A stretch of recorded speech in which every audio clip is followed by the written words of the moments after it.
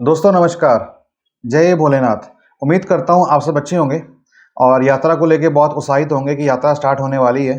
हालांकि बता दूं कि अभी ऐसी कोई डेट नहीं आई है हेलीकॉप्टर टिकट की बुकिंग को लेके, बट मैं बताना चाहता हूँ आज कि मेरे पास कुछ लोगों के कमेंट आ रहे थे, पूछ रहे थे कि भगत जी मुझे ये बताएं कि हम लोग अगर फ्लाइट से पहुंचते हैं जम्मू एयरपोर्ट पे तो आगे हमें बस कैसे मिलेगी, टिकट कहाँ से लेनी पड़ेगी, उसका टाइमिंग क्या रहेगा। तो आज मैं इस वीडियो के अंदर आपको बताने वाला हूँ वही चीज़ कि हम लोग बस के टिकट कहाँ कहाँ से बुक कर सकते हैं, और नंबर 2 हमारे पास क्लॉक रूम की सुविधा कहाँ कहाँ पे मिलेगी। नंबर 3 अगर हम अपनी गाड़ी से आ रहे हैं तो गाड़ी की पार्किंग हम लोग कहाँ कर सकते हैं। शुरू करने से पहले कहना चाहूँगा कि जो कोई व्यूअर चैनल पर नया है और अभी तक सब्सक्राइब नहीं किया है तो पहले जाके सब्सक्राइब कर ले, ताकि जब भी कोई ऐसी वीडियो आए आने वाले टाइम में यात्रा को लेके उसके इन्फॉर्मेशन जो है आप तक पहुंच सके। तो चलिए स्टार्ट करते हैं आज का पहला पॉइंट। सो बात करते हैं जम्मू पहुंचने की। हम लोग फ्लाइट से आ रहे हैं या फिर ट्रेन से आ रहे हैं या फिर स्टेट ट्रांसपोर्ट की बस से आ रहे हैं। जम्मू पहुंचने के बाद हमारा पहला काम क्या होता है, RFID कार्ड बनाना। दूसरा काम क्या होता है, पहलगाम के लिए या फिर बालटाल के लिए बस की टिकट को बुक करना या फिर शेयरिंग टैक्सी के लिए उसको हायर करना।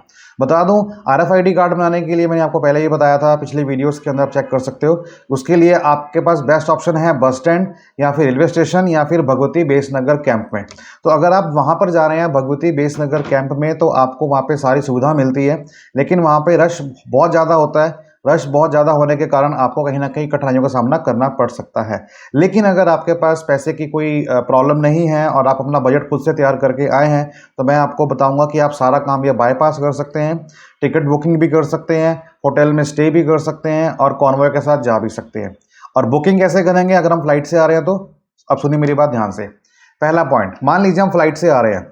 फ्लाइट से आने के बाद जम्मू एयरपोर्ट के ऊपर ये काउंटर होगा जहां से आप अपना बस की टिकट बुक कर सकते हैं। और जो बस की बुकिंग टिकट काउंटर होगा वो ओपन रहेगा सुबह मॉर्निंग से लेकर टिल इवनिंग तक, मीन्स 5 बजे तक या माइट भी 4 बजे तक। तो आप लेके चलिए 9 से लेकर 4 बजे तक आपका जो काउंटर है वो खुला रहेगा। और जम्मू में कुल 5 काउंटर बनाए हैं जहां पे आप टिकट की बुकिंग कर सकते हैं अपनी बस की यात्रा को लेके, फ्रॉम जम्मू टू पहलगाम या फिर जम्मू टू बालटाल को लेके।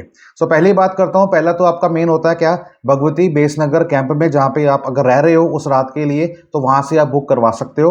लेकिन वहां पे रश बहुत भारी आता है क्योंकि सभी लोग वहीं पर रहते हैं, रात वहीं स्टे करते हैं और वहीं से बस पकड़ते हैं। नंबर 2, अगर आप वहां पे नहीं रह रहे और बाहर रह रहे हैं तो आपके पास ऑप्शन है जम्मू बस स्टैंड पे या फिर जम्मू रेलवे स्टेशन के ऊपर भी आपका काउंटर होता है, वहां से भी आप टिकट बुक कर सकते हैं। और जम्मू स्टेशन के बाहर ही आपको मिलेगा क्या, TRC, टूरिस्ट रिसेप्शन काउंटर। वहां से भी आप टिकट लिख सकते हैं बस की, जो कि नेक्स्ट डे चलती है। और एक वहां पे मंदिर है, वो मंदिर का नाम है रामेश्वरी मंदिर। तो रामेश्वरी मंदिर जो कि पड़ता है परेड जम्मू में, आप वहां से भी टिकट बुक कर सकते हैं। तो कुल बताऊं तो जम्मू के अंदर आपके 5 ऐसे ऑफिसेज हैं जहां पे आप बुक कर सकते हो।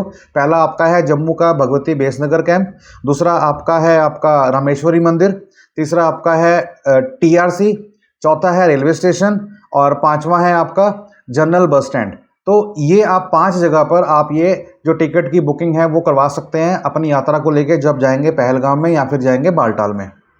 ये थी बात जम्मू डिवीजन की। अब हम बात करते हैं कश्मीर डिवीजन की। हम कश्मीर में एंटर कर चुके हैं तो आप आए बाय फ्लाइट में। तो सबसे पहले फ्लाइट से निकलते ही आप एयरपोर्ट से जैसे ही बाहर आएंगे तो आपको एयरपोर्ट के अंदर ही आपको मिल जाएगा बुकिंग काउंटर। आप वहां से बुकिंग कर सकते हैं, चाहे आप जाएं पहलगाम की ओर चाहे आप जाए बालटाल की ओर। नंबर 2, दूसरा आपको बस काउंटर मिलेगा ननवन बेस कैंप में, जो कि है पहलगाम में, लेकिन वो आने के लिए होगा। जाने के लिए तो आपको कहां से मिलेगा, श्रीनगर से मिलेगा, जो कि एयरपोर्ट पे है। और दूसरा आपको कहां मिलेगा, श्रीनगर TRC से, मीन्स टूरिस्ट रिसेप्शन सेंटर, जो कि जम्मू में भी है, जो कि श्रीनगर में भी है। आप वहां से बुक कर सकते हो। तो जाने की बात करूंगा तो आपके पास बेस्ट ऑप्शन क्या है कि अगर आप फ्लाइट से आ रहे हैं तो आप जम्मू एयरपोर्ट से ही बनवा लें, और अगर आप बाय बस आ रहे हैं या बाय ट्रेन आ रहे हैं या फिर किसी भी टैक्सी से आ रहे हैं तो फिर आप जाइए टूरिस्ट रिसेप्शन काउंटर पे और वहां पे जाके बस की बुकिंग कर सकते हैं। और वापसी की बात करूं तो आपको पहलगाम में जो पड़ता है ननवन बेस कैंप, वहां से टिकट मिलेगी।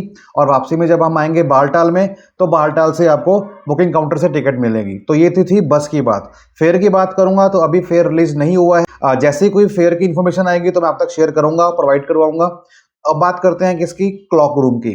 तो अगर हम जा रहे हैं एक्सेस बालटाल से या फिर जा रहे हैं पहलगाम से, तो पहलगाम में आपका पड़ता है ननवन बेस कैंप, जो कि आर्मी के अधीन है, आर्मी के अंडर आता है। तो वहां पे अपना सामान रख सकते हो, लेकिन जब आप सामान रख के जाएंगे तो फिर आपको वहीं पे वापस आना पड़ेगा, क्योंकि अगर आप वाया बालटाल आ रहे हैं तो वो आपको पूरा पड़ जाएगा ऑपोजिट, उसका कोई मतलब नहीं बनता। ठीक है, तो मैं बता रहा हूँ क्लॉक रूम के बारे में। दूसरा क्लॉक रूम आपको मिलेगा कहाँ पे, बालटाल में।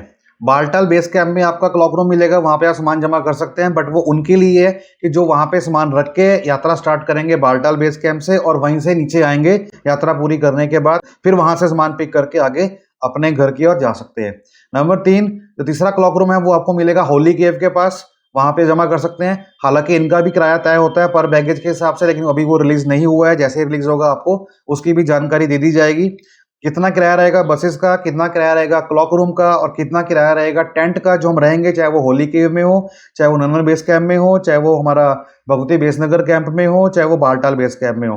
जितने भी फेयर रहने वाले हैं वो आपको मैं आने वाली वीडियो के अंदर बताऊंगा, क्योंकि अभी तक साइन बोर्ड ने इसको रिलीज नहीं किया है। तो और रही बात पार्किंग की, तो पार्किंग का बताना चाहूंगा आपको कि वो सिर्फ एक ही जगह पर अवेलेबल है, वो है बालटाल। चाहे वो आपका लाइट व्हीकल हो, चाहे आपका 2 व्हीलर हो, 4 व्हीलर हो, मीडियम व्हीकल हो, चाहे वो हैवी व्हीकल क्यों ना हो, वो सब के सब आपको मिलेंगे कहाँ पार्क करने की जगह, वो है बालटाल में। इस बात का आप ध्यान रखिएगा। सो ये थे कुछ इन्फॉर्मेशन जो मैंने आपके साथ साझा की है बेस्ड ऑन दिस क्वेश्चन जो मुझे पूछे गए हैं श्रद्धालुओं के द्वारा। उम्मीद करता हूँ वीडियो अच्छी लगी होगी। वीडियो अच्छी लगी हो तो प्लीज दोस्तों में शेयर कर दे, वीडियो को लाइक कर दे, और हाँ कोई भी क्वेश्चन हो किसी भी तरह का तो मुझे कमेंट करना बिल्कुल ना भूलें। I will definitely reply you with in the next 24 hours. तब तक के लिए जय भोलेनाथ, जय भोलेनाथ, जय भोलेनाथ।